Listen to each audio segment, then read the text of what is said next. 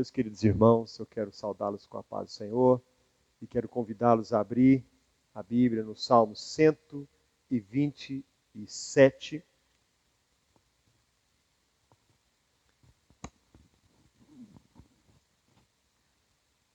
que nos diz assim: Se o Senhor não edificar a casa, em vão trabalham os que a edificam. Se o Senhor não guardar a cidade, em vão vigia a sentinela. Inútil vos será levantar de madrugada, repousar tarde, comer o pão que penosamente granjeaste. E aos seus amados ele dá enquanto dormem. Herança do Senhor são os filhos, o fruto do ventre, seu galardão. Como flechas na mão do guerreiro, assim os filhos da mocidade. Feliz o homem que enche deles a sua aljava. Não será envergonhado quando pleitear com os inimigos à porta. Salmo 128. Bem-aventurado aquele homem, aquele que teme ao Senhor e anda nos seus caminhos. Do trabalho de suas mãos comerás, feliz serás, e tudo te irá bem. Tua esposa no interior de tua casa será como videira frutífera, teus filhos como rebentos da oliveira à roda da mesa. Eis como será abençoado o homem que teme o Senhor. Amém. Meus amados irmãos, nós já estamos aqui no nosso 6º episódio, a nossa 6ª aula sobre pastores da família. Ainda faltam algumas aulas, eu não sei falar quantas ainda.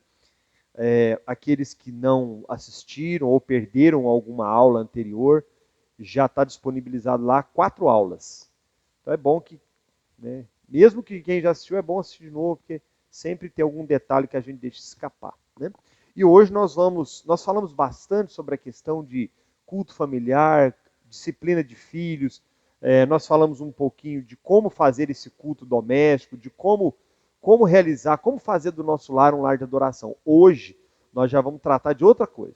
Hoje nós vamos falar qual é, segundo a Bíblia, o propósito do casamento. O que Deus tinha em mente quando Ele criou o casamento?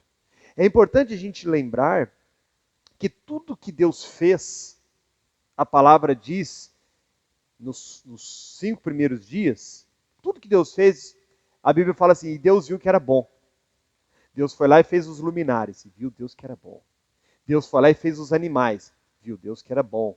Deus foi lá e fez as florestas, as árvores, Deus viu que era bom. Só teve uma vez que Deus viu algo e disse que não era bom. Que o homem vivesse sozinho. Quando ele viu Adão sozinho, ele falou assim, não é bom que o homem viva só. Então, o casamento ele é uma ideia de Deus. Ele surgiu do coração de Deus.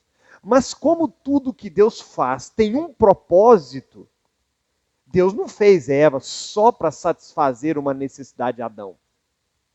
Tudo que Deus faz tem um propósito. E é disso que nós vamos falar hoje. Por que, afinal?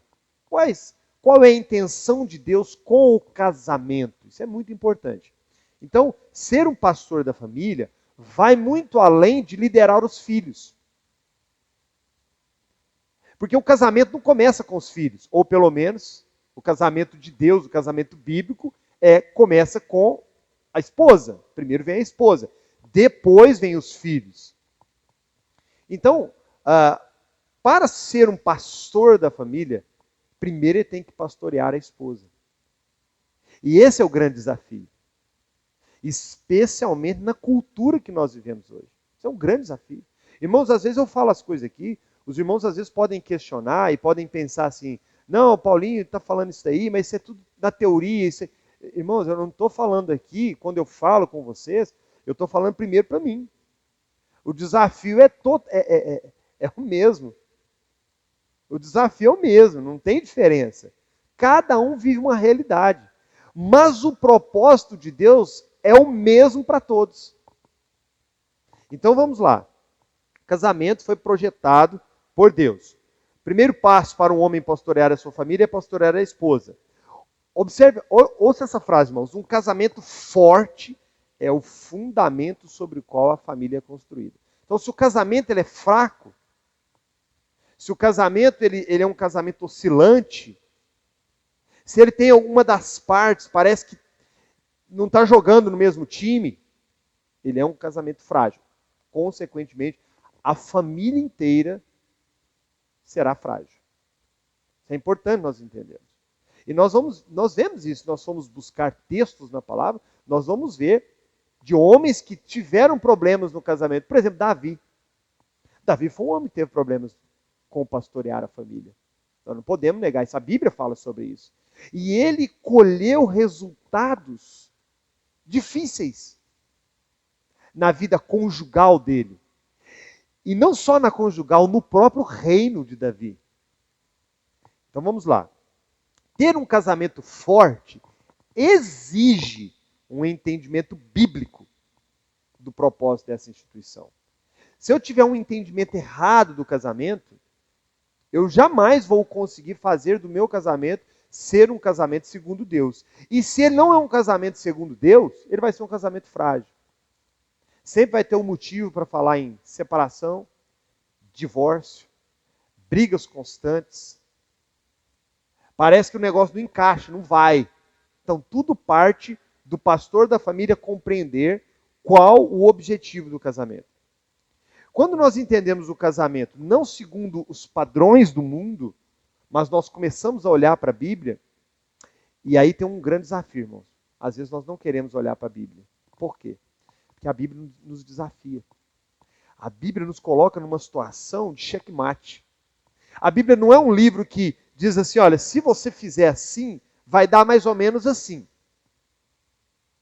Você tem uma via, outra via e tem uma do meio, se você quiser o meio termo. Não. A Bíblia sempre vai apontar um único caminho, e quando você foge dele, o trem dá tudo errado. Então, vamos lá. Eu vou elencar hoje 3 propósitos do casamento, à luz da Bíblia. Ok? À luz da Bíblia. Primeiro propósito primário do casamento.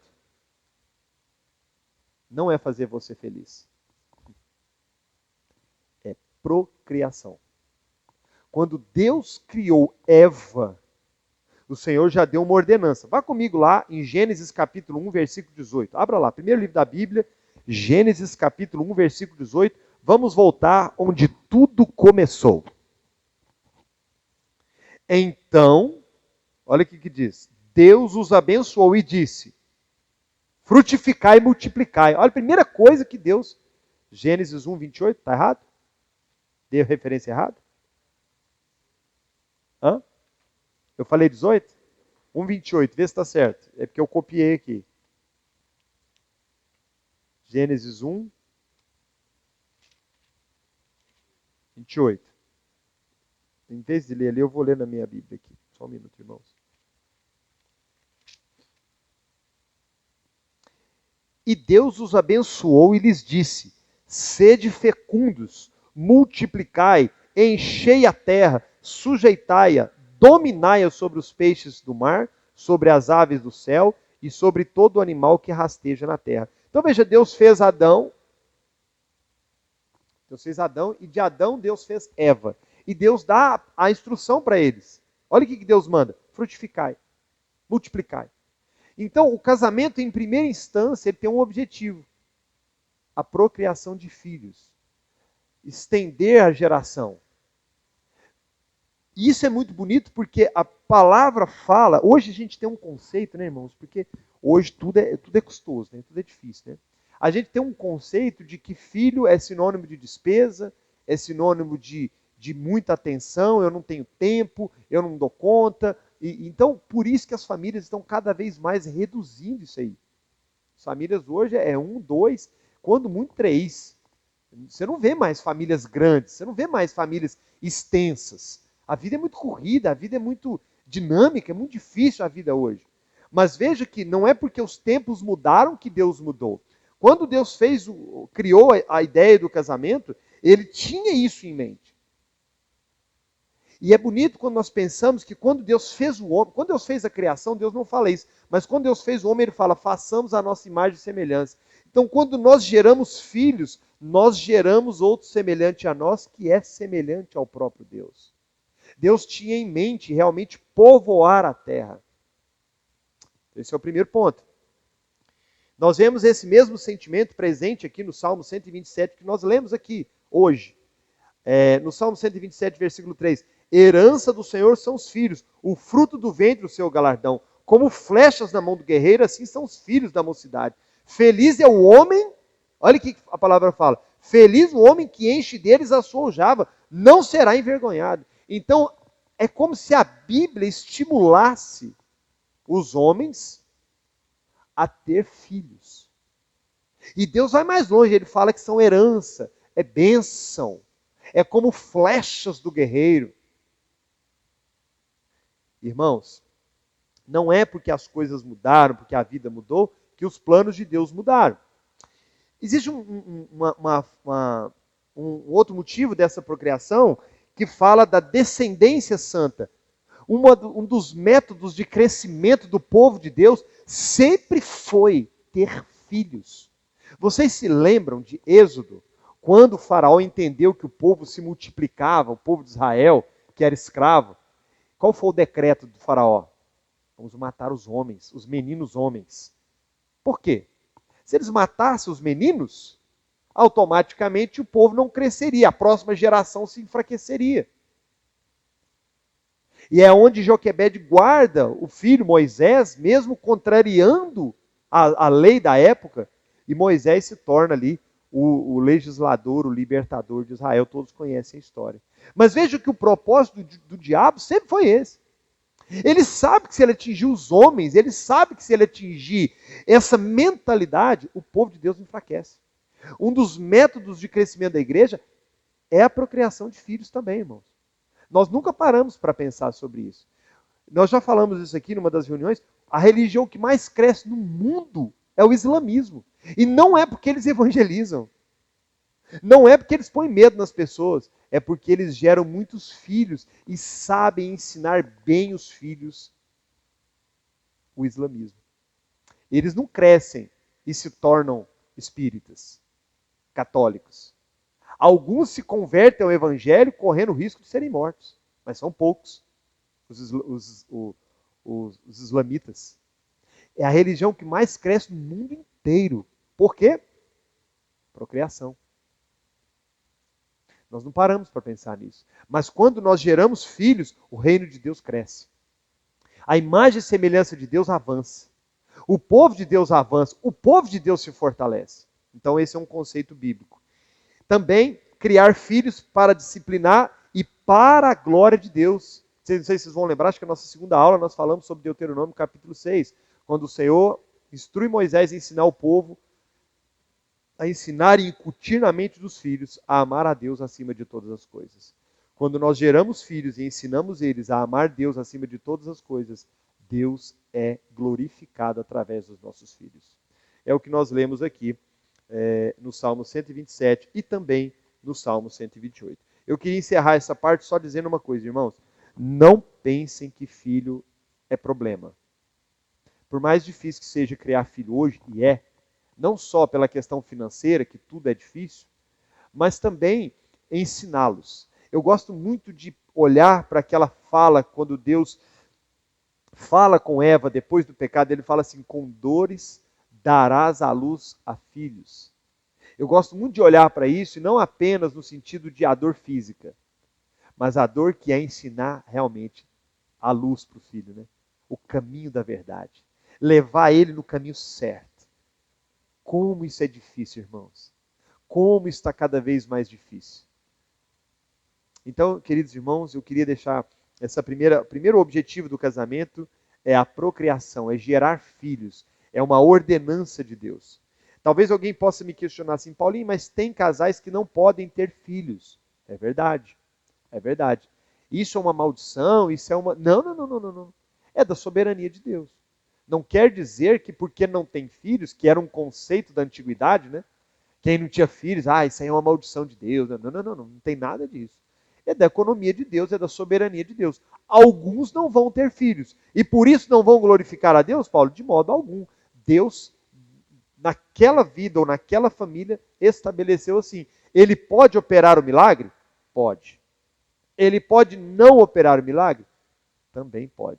É da economia e da soberania de Deus.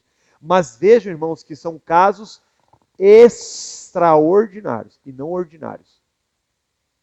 Ordinariamente, Deus nos tornou férteis, fecundos, para crescermos e multiplicarmos e sermos bênção nessa terra. Segundo propósito do casamento, esse aqui aperta nós um cadinho. É a santificação. É interessante porque hoje a gente escuta muito falar assim, principalmente nos jovens, né?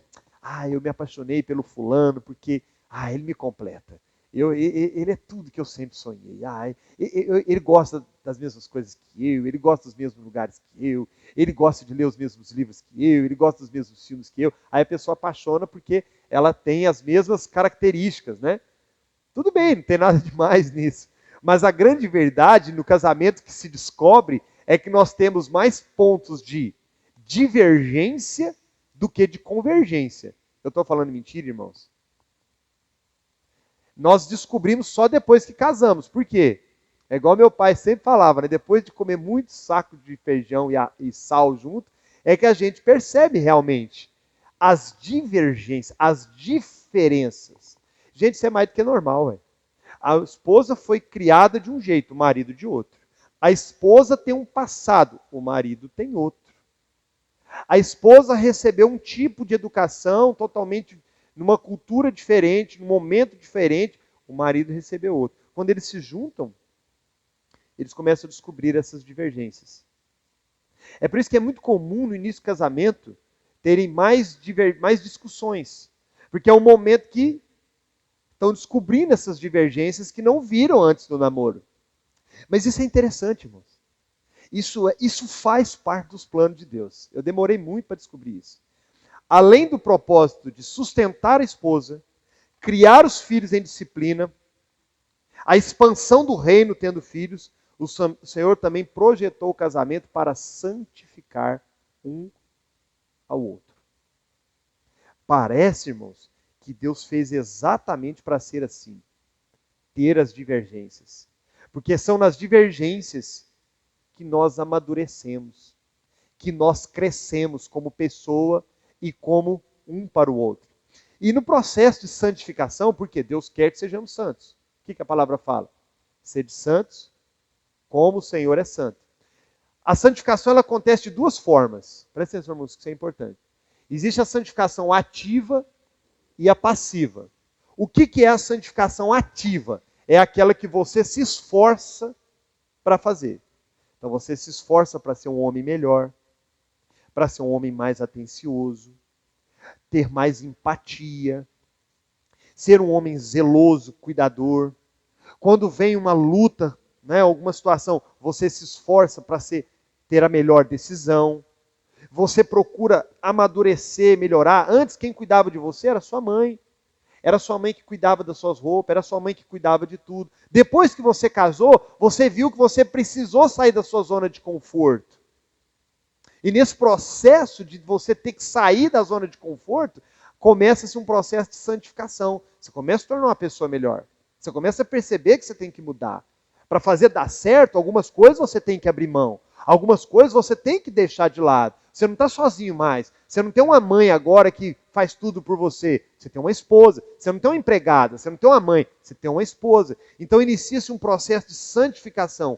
O marido tem que trabalhar ativamente, intencionalmente, para se santificar e para santificar a esposa. É um trabalho intenso e é um trabalho ativo, constante. E vai acontecer isso todos os dias. Eu queria que vocês abrissem comigo em Efésios capítulo 5. Vai lá na carta de Paulo aos Efésios capítulo 5, para nós entendermos melhor o que eu estou dizendo. Nós já lemos esse texto em outra ocasião, mas é um texto base para nós aqui.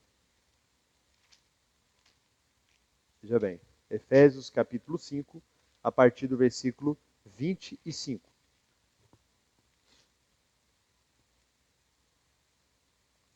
Maridos, amai vossa mulher como Cristo amou a igreja, a si mesmo se entregou por ela, para que a santificasse, tendo-a purificado por meio da lavagem de água pela palavra, para apresentar a si mesmo igreja gloriosa, sem mácula, sem ruga, nem coisa semelhante, porém santa e sem defeito. Olha o que Paulo fala, que como Cristo amou a igreja, uma igreja defeituosa, uma igreja falha, uma igreja que erra. Nós não somos assim, irmãos, como igreja? Falhamos, às vezes pecamos, tropeçamos. Paulo está dizendo que a esposa é como a igreja.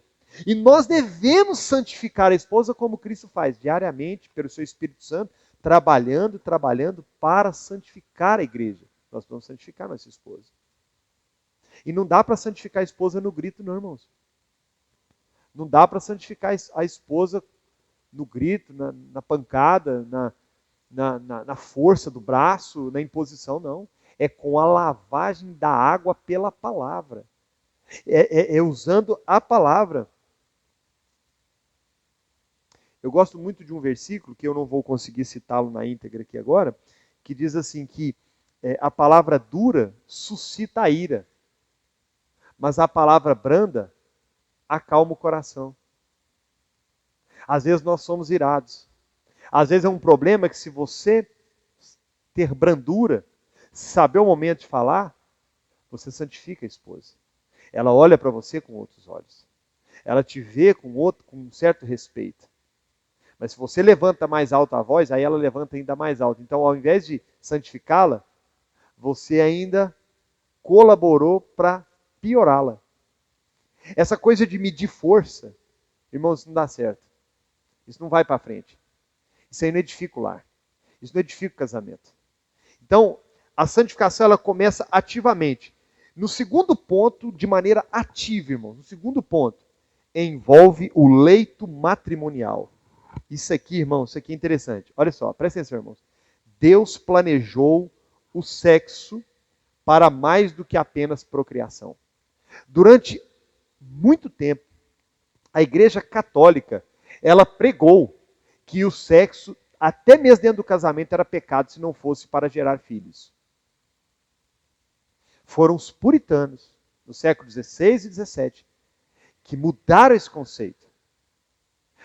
O sexo não é apenas para a procriação, segundo a palavra de Deus. Segundo a palavra de Deus, é um manjar que Deus separou. E eu quero abrir com vocês para endossar o que eu estou falando. Por favor, abram em 1 Coríntios, capítulo 7. Primeira carta de Paulo aos Coríntios, capítulo 7. Nós vamos ver isso aqui, irmãos, porque isso aqui é uma coisa prática, importantíssima para nós como cristãos. Só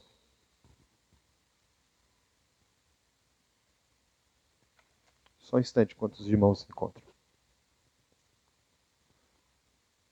Som. Ei, som. Alô, som.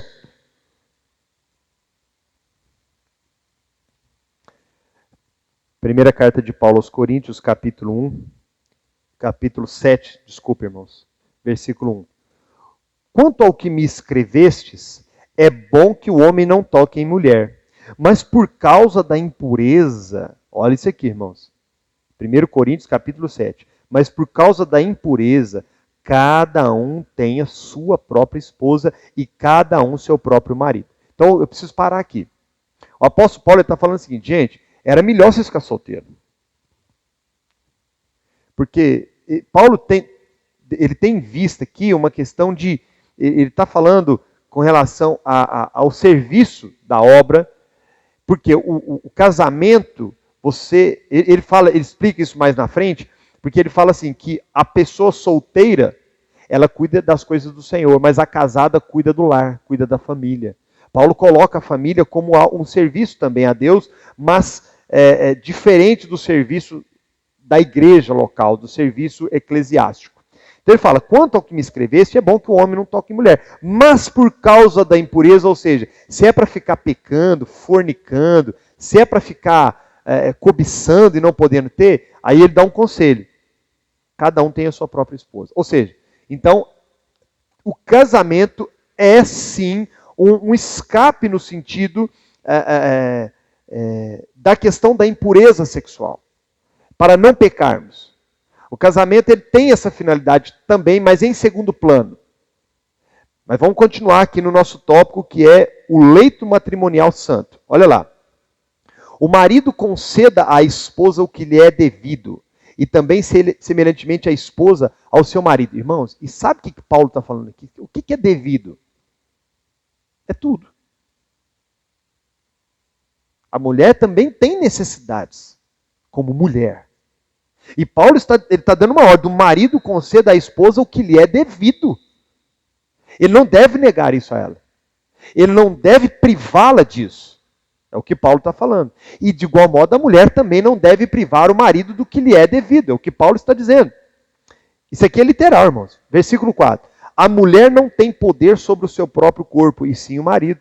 E também, semelhantemente, o marido não tem poder sobre o seu próprio corpo, mas tem numa mulher. Veja que Paulo coloca em pé de igualdade, a necessidade do homem e da mulher é a mesma. Ele coloca em pé de igualdade. Ele não está falando que o homem tem mais necessidade que a mulher, ou a mulher tem mais do que o homem. Pelo contrário. Ele nivela e ele fala assim, olha, o homem não tem poder sobre o seu próprio corpo, é a mulher que tem. E a mulher também não tem, é o homem que tem. Ou seja, ele não coloca ninguém acima e nem abaixo, ele coloca os dois no mesmo nível. E muitas vezes nós queremos colocar a nossa necessidade acima da dela. Os irmãos estão entendendo a questão da mutualidade aqui ou não? Eu acho que está bem claro, acho que o Paulo aqui usou as palavras certinhas, né? Senão não precisamos nem ficar discorrendo isso aqui. Vamos continuar. Veja bem. Não vos priveis um ao outro, salvo por consentimento, por algum tempo, para vos dedicardes à oração e novamente vos ajuntardes, para que Satanás não vos tente por causa da vossa incontinência. Vocês vão entender esse versículo? Esse versículo está tão claro, né? E Paulo está falando o seguinte, olha, vocês não devem se privar de ter uma vida sexual ativa, de um dando ao outro o que lhe é devido, a não ser que vocês mutualmente conversem e digam, olha, nós precisamos de um tempo para a gente buscar o Senhor, só nós e o Senhor, mas que não seja um tempo longo, porque o diabo pode tentar vocês com relação a isso. Em outras palavras, meus queridos irmãos, se não existe essa prática no casamento, o pecado entra. Se o pecado entra, seja pelos olhos, seja pela cobiça do coração, seja por uma tentação, seja pelo que for, perdeu o objetivo da santificação. E se não há santificação, o nome do Senhor não é glorificado. Então os irmãos percebem que a santificação ativa envolve um leito santo, que vivam em amor mutuamente. Eu sei que isso é um tabu e às vezes isso aí muitas vezes nem é falado. Mas precisa ser falado. Está gravando normal, Márcio? Tá? Amém. Isso precisa ser falado. Segundo o texto, no casamento aqui, e somente aqui, irmão, isso aqui eu preciso falar. A palavra do Senhor fala, tá ok, Márcio? A palavra do Senhor, olha só, o texto que nós lemos aqui deixa claro algumas coisas para nós. Eu quero falar sobre isso, irmãos. Que o sexo foi feito para viver entre um homem e uma mulher casados. O sexo, ele é bênção, ele é, sim, para santificar o matrimônio no casamento. Fora do casamento é pecado, adultério é pecado, homossexualismo, segundo a palavra de Deus, é pecado. E nós vemos claramente que Paulo dá uma instrução clara para um homem e uma mulher se unirem por causa do pecado, da impureza sexual. E que cada um deve um ao outro o devido respeito e a devida benevolência. É o que Paulo está dizendo aqui. Então, com isso, meus irmãos, nós encerramos essa primeira parte da santificação ativa, que somos nós, maridos, santificando nossas esposas, por meio da palavra de Deus, por meio de uma vida comum, por meio de uma vida de respeito, com uma empatia. Veja, quando Paulo fala assim, o marido conceda à esposa o que lhe é devido, empatia. Nós devemos algo a elas. Empatia. Isso é importante, irmãos. E a santificação passiva, como é que ela acontece? Essa é a mais doída. Porque a ativa você tem controle. A ativa você se esforça. A ativa você toma a iniciativa. Ela é proposital. A passiva não. A santificação passiva não. A santificação passiva envolve questões não intencionais. Quando nós somos desatenciosos e ela precisa perdoar, nós esquecemos uma data importante. Não podia. E elas ficam bravas, né? Quando a gente esquece uma data importante.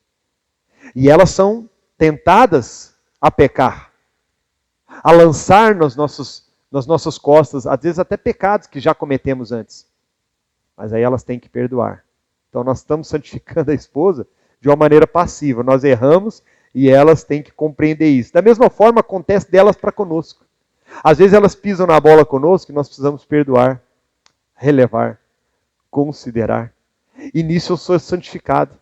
Eu dou a outra face, eu caminho mais de uma milha. Eu não sei se os irmãos estão entendendo o que eu estou dizendo, mas o casamento é uma ferramenta poderosa para Deus nos tornar santos. E é por isso que muitas vezes o Senhor prepara um casamento para nós repleto de divergências. Talvez vocês nunca pensaram nisso. Mas talvez Deus está usando, talvez não, com certeza, o casamento de vocês para aproximá-los mais de Deus. Para vocês orarem mais. Para vocês falarem menos e irem mais aos pés do Senhor. Para vocês amarem mais e desejarem menos o mal.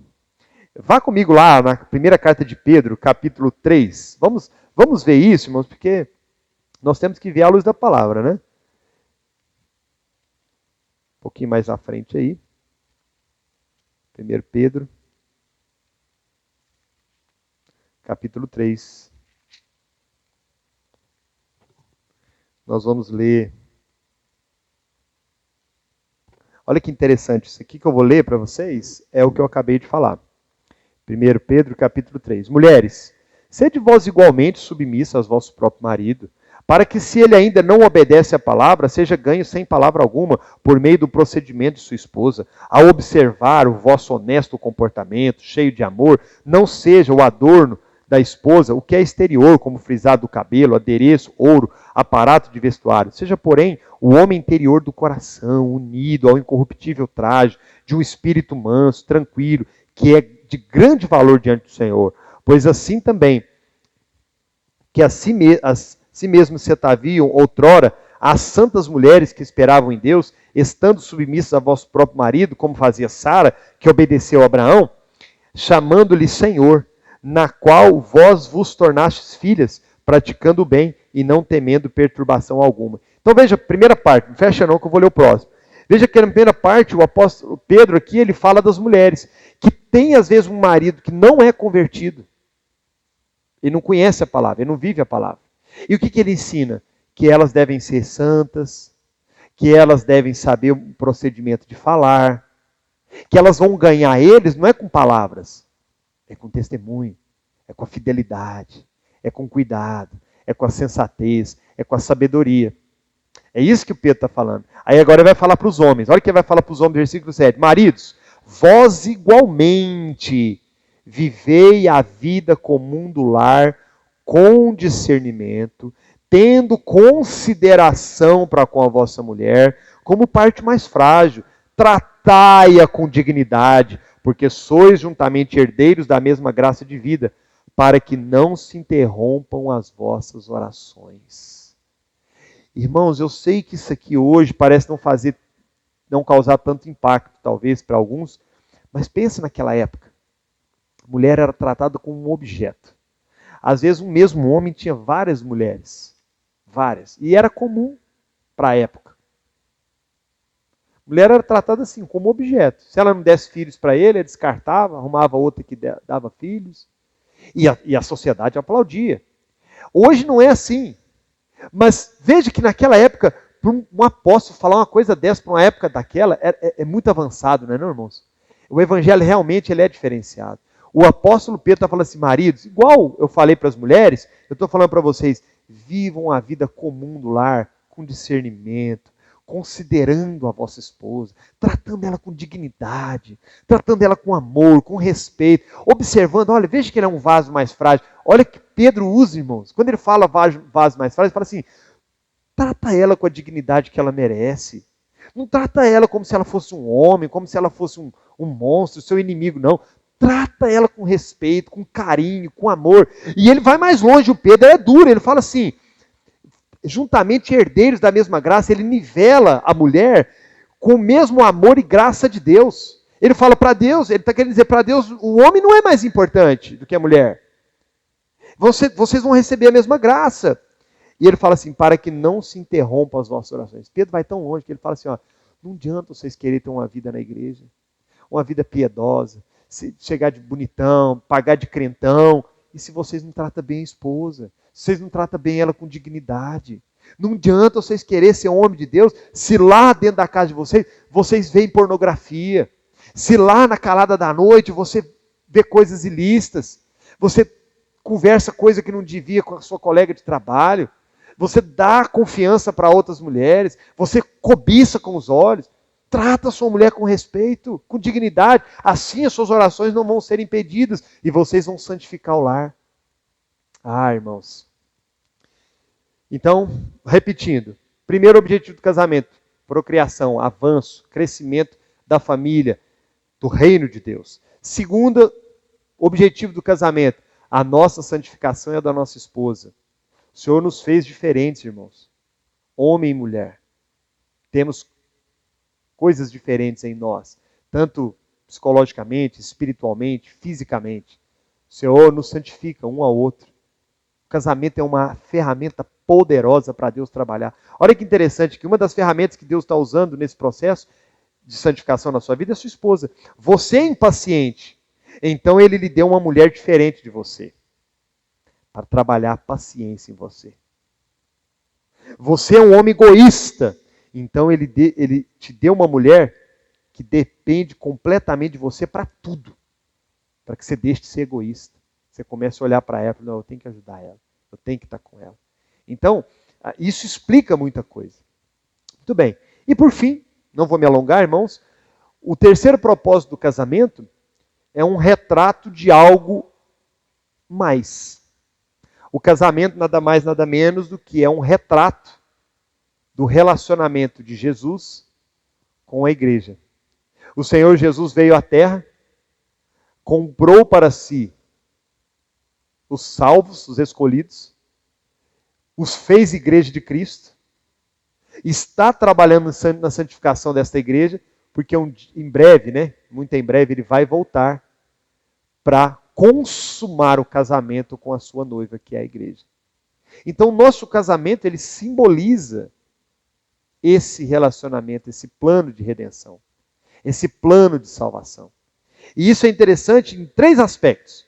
O princípio de ilustração define o papel do pastor da igreja. Qual que é o papel? Muitos têm dificuldade com essa questão do papel. Muitos têm dificuldade com essa questão. E às vezes eles falam assim, não, mas não tem jeito, cara. Eu não tive um pai que me ensinasse. Outros falam assim, nem pai eu tive. Outros falam assim, gente, mas hoje em dia isso é tão complicado, isso é tão difícil. Tem que ser cada um para um lado mesmo, não tem jeito. Eu já tentei de tudo quanto é jeito. Mas não, a Bíblia nos dá o bom exemplo. Cristo. Ele cuida de nós como igreja. Ele é o nosso profeta. Ele é o nosso sacerdote. Ele é o nosso protetor. Então nós precisamos agir dessa forma. Segundo princípio de ilustração que nós vemos. O alvo do pastor da família. Qual é o alvo do pastor da família? É o que nós lemos aqui em Efésios. Santificar a esposa, torná-la uma mulher santa, uma mulher bíblica, uma mulher sábia, uma mulher digna, uma mulher de respeito, uma mulher realmente diferenciada em todos os aspectos. No vestir, no falar, no amor, no carinho, no trato com as pessoas. Uma coisa que é muito interessante, irmãos, que a gente precisa, isso aqui para a gente ter uma boa avaliação, e o que eu vou dizer aqui, irmãos, já me confrontou muitas vezes. Se eu perguntasse para a sua esposa, ela diria que você faz ela querer servir melhor ao Senhor? Quando ela vê você, no dia a dia, do trabalho, do lar, no modo como você lida com os negócios, com as finanças, no modo como que você lida com as pessoas, no modo como que você governa a casa, no modo como você se porta na igreja, Se eu perguntar à sua esposa, ela diria, não, o meu marido me faz querer servir melhor ao Senhor. Eu, quando estou perto dele, eu me constranjo, eu queria ser igual a ele. Irmão, se a nossa esposa não pensa assim, então é porque alguma coisa está errada em nós. Então esse é o nosso alvo. Terceiro princípio e último. É o princípio da ilustração da esperança. A igreja tem certeza que ela vai estar com Cristo e que Cristo irá sustentá-la até o fim. O apóstolo Paulo fala assim, nada me separará do amor que há em Cristo Jesus. Nós temos a plena certeza de que Cristo não vai nos abandonar. Então o princípio da ilustração é que o mundo olhe para nós e diga, ali tem um casamento. Aquele homem cuida da esposa. Ele não vai abandoná-la. Ele não vai deixá-la. Ele vai até o fim. E para nós homens, o que isso implica? É saber que o Senhor nos sustentará até o fim. Que o Senhor nos ajudará e nos dará graça para suportar. Irmãos, o princípio da ilustração é importante demais. Como marido, irmãos, é nosso dever manter estas verdades diante de nós. Como marido, irmãos, como pastor do nosso lar, é dever mantê-lo sempre diante do Senhor. É nossa responsabilidade. Levá-los a Cristo. Ah, mas nós estamos cansados. Não vamos para a igreja hoje. Não, vamos. A gente descansa depois. Ah, mas não estamos tão bem assim e tal. Não, mas dá para a gente orar. Vamos orar. Vamos ler a palavra juntos.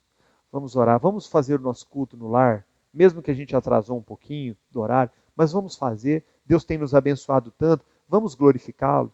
Vamos adorá-lo. Mas a luta está tão grande, está tão difícil. Problema com enfermidade, problema com minha mãe, problema com a minha sogra. Não, mas não vamos abrir mão. Vamos dar o bom exemplo aos nossos filhos. Vamos orar. E isso vai trazer uma segurança para a esposa de vocês, meus queridos irmãos. Eu termino dizendo que compreender o papel como marido começa com a compreensão de qual é o propósito do meu casamento. Então, se o propósito do meu casamento, se eu casei só para ser feliz, eu tenho uma grande chance de ser uma pessoa infeliz, sabia? Se eu casei esperando que alguém me fizesse feliz, eu não casei feliz, eu casei pensando que ia ser feliz. Então, irmão, você tem uma grande chance de ser uma pessoa infeliz. Porque ninguém pode fazer o outro feliz. Ninguém. Absolutamente. O outro é um indivíduo, ele não tem esse poder. Nós entramos num casamento, e deve ser assim, porque somos satisfeitos em Jesus Cristo. E entramos para fazer alguém feliz. Para fazer a outra pessoa feliz. E não o contrário. Por isso é que nós somos enganados quando nós pegamos esses filmes de Hollywood, né? Os filmes de Hollywood, eles terminam, os de romance, eles terminam no momento que dá tudo certo, o casal fica junto e diz assim, viveram felizes para sempre, mas o filme termina ali. O filme não continua, não é? Mas é a partir dali é que começa de fato a vida. E então, meus irmãos, se eu não entrar no casamento já feliz, já com a minha vida resolvida, já pleno em Jesus Cristo, eu tenho uma grande chance de ter uma vida infeliz. Porque eu não vou encontrar a felicidade no casamento. Por quê? Porque o casamento não foi feito para me fazer feliz. O casamento foi feito, em primeiro lugar, para a procriação, para a minha santificação e para que eu revele Cristo Jesus através do meu lar e abençoe a minha família, abençoe os meus filhos com uma vida digna na presença do Senhor. Irmãos, eu quero encerrar dizendo que isso tudo é muito desafiador, na verdade, né? Mas eu quero pedir e encorajar vocês a orarem. A orarem. Não desprezem isso. Não pensem assim, mas eu não conheço ninguém que vive assim. Não pense isso. Não pense isso. Hipótese alguma.